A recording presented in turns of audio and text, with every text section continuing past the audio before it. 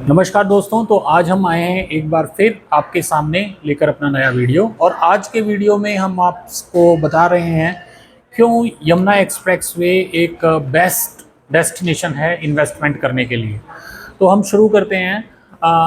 हमारे पास अगर हम कंपेयर करें दिल्ली एनसीआर में तो हमारे पास कई सारे ऑप्शंस आते हैं जहां पे हम इन्वेस्टमेंट कर सकते हैं। यमुना एक्सप्रेसवे, द्वारका एक्सप्रेसवे, गुड़गांवा और अलग अलग दिल्ली एनसीआर के टाउन में भी बहुत सारे लोगों के पास इन्वेस्टमेंट है। लोग अपने टाउन में कर सकते हैं, ग्रेटर नोएडा में कर सकते हैं, नोएडा में कर सकते हैं, दिल्ली के किसी भी एरिया में आप इन्वेस्ट कर सकते हैं। बट आपको देखना है ये है कि रिटर्न्स कहाँ पे आएंगे और रिटर्न्स के क्या बेसिक होते हैं। देखिए, रिटर्न का सबसे पहला बेसिक ये होता है कि आप कितना इन्वेस्ट कर रहे हैं और कितना मिलेगा, जो फर्स्ट बेसिक है। तो जहाँ पे भी आप जाएंगे आपको ये देखना है कि रेट्स ऑलरेडी सैचुरेटेड ना हो, रेट्स ऑलरेडी ज़्यादा ना हो। अगर आप कंपेयर करें सभी जगह से तो यमुना एक्सप्रेसवे के ऊपर रेट्स सबसे कम मिलेंगे आपको।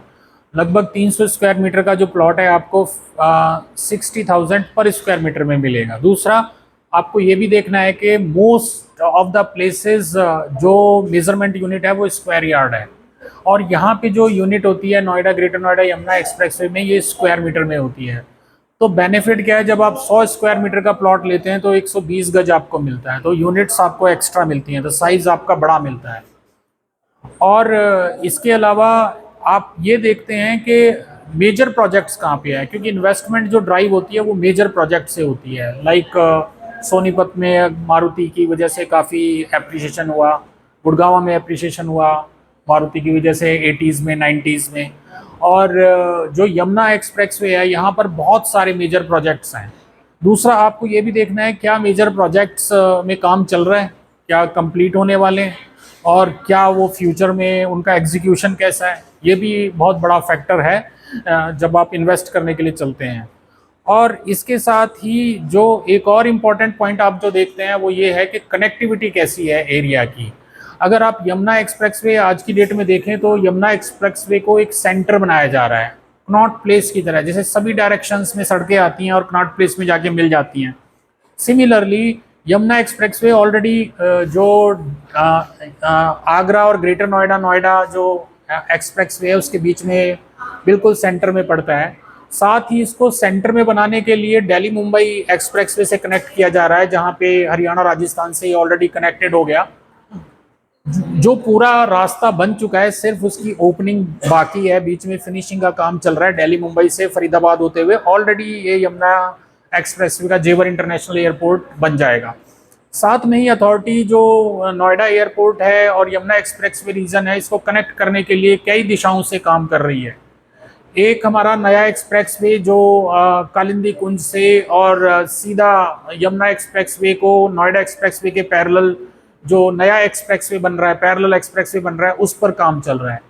गंगा एक्सप्रेसवे जो ऑलरेडी कनेक्टेड है, वहां से 2 कनेक्टिविटी प्रपोज्ड हैं। एक पे ऑलरेडी काम चल रहा है जिसके लिए जमीनों का अधिग्रहण लगभग काम पूरा होने का है। 70 किलोमीटर्स का जो लिंक एक्सप्रेसवे है जो गंगा एक्सप्रेसवे को जेवर एयरपोर्ट से कनेक्ट करेगा, वो उस पर बड़ी तेजी से काम चल रहा है।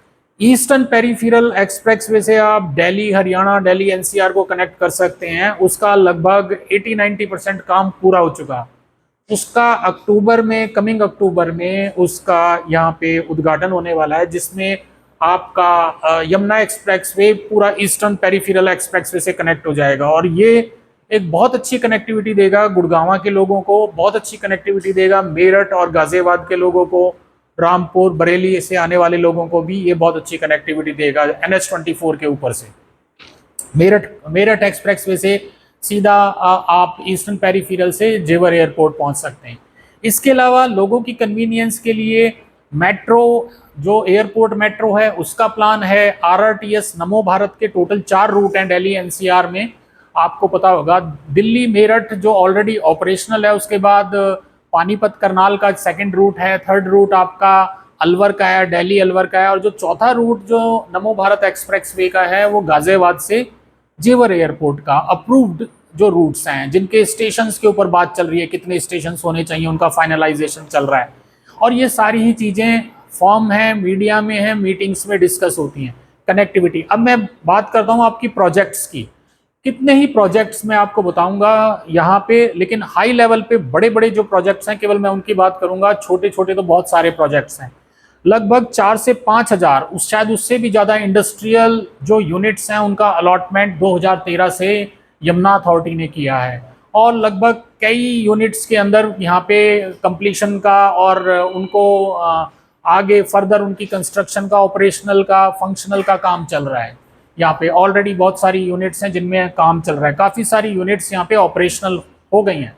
बड़े बड़े फूड पार्क, बड़े बड़े कई लाख स्क्वायर मीटर के जो यहाँ पे प्रोजेक्ट्स आ रहे हैं, तो अपने आप में मतलब इन्वेस्टमेंट करने के लिए बहुत बढ़िया एक पैराडाइज है Yamuna expressway.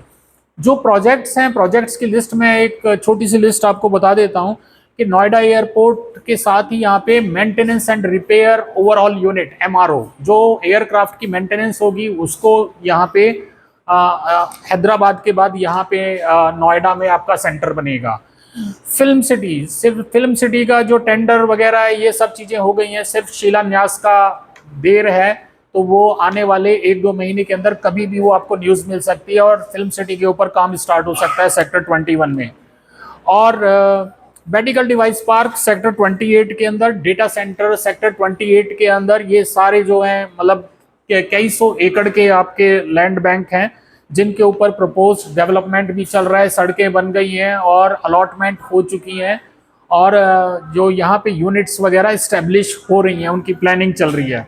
Electronic park sector 10 के अंदर, डेटा सेंटर सेक्टर 28 के अंदर, मेडिकल डिवाइस पार्क सेक्टर 28 के अंदर, लॉजिस्टिक पार्क ऑलरेडी प्रोग्रेस में है जो टप्पल के पास है, हेरिटेज सिटी वृंदावन में ऑलरेडी इसकी प्लानिंग चल रही है, apparel park textile park sector 29 के अंदर, टॉय पार्क सेक्टर 33 के अंदर, ओलंपिक पार्क सेक्टर 22 के अंदर, और उसके बाद आपका यूनिवर्सिटी एरिया, काफ़ी सारे यूनिवर्सिटी एरियाज हैं यहाँ पे, 17A में है, 17B में है, 22E में है, 23A में है, सेक्टर 11 में है और सेक्टर 18 में है, और काफ़ी सारी यूनिवर्सिटीज़ में आप देखेंगे तो काम चल रहा है। इसके बाद separately Korea city, Singapore city, Japan city, इन तीनों के लिए जो सेक्टर्स हैं वो अप्रूव हो चुके हैं, 5A और 7A, और सेक्टर 10 के अंदर ये आ रहे हैं। Patanjali food park already operational है। तो दोस्तों ये मैंने बहुत सारी चीज़ें बताई। एक लास्ट में कंक्लूजन और किस चीज़ में लोग अपने हिसाब से इन्वेस्ट करते हैं, जो इंडस्ट्रियल पर्सन है वो इंडस्ट्रियल यूनिट उसके हिसाब से सूटेबल है, लेकिन जो एंड यूज़र है उसके लिए सबसे बेस्ट है रेजिडेंशियल प्लॉट्स। और यहाँ पे रेजिडेंशियल प्लॉट्स में जो साइजेस हैं, आपको छोटे से छोटा साइज आपको मिल जाता है 60 square metre, starting from 75 lakhs आपको यहाँ पे मिल जाता है। सबसे छोटी यूनिट है 90 स्क्वायर मीटर जो 1 करोड़ से आपकी स्टार्टिंग हो जाती है, 120 स्क्वायर मीटर जो आपको यहाँ पे 1 करोड़ 15 लाख से स्टार्ट हो जाता है, 162 मीटर जो 1 करोड़ 50 लाख से आपका यहाँ पे स्टार्ट हो जाता है। उसके बाद आपका 200 स्क्वायर मीटर जो 170 से लगभग स्टार्टिंग हो जाती है। उसके बाद आपका 300 स्क्वायर मीटर का जो प्लॉट है, 300 स्क्वायर मीटर आपका स्टार्ट हो जाता है 1 करोड़ 80 लाख से। 500 स्क्वायर मीटर, फिर 1000 स्क्वायर मीटर, फिर 2000 स्क्वायर मीटर के प्लॉट्स आपको मिल जाते हैं रेजिडेंशियल प्लॉट्स। तो बेस्ट इन्वेस्टमेंट रेजिडेंशियल प्लॉट्स है, इनमें आप इन्वेस्ट कर सकते हैं।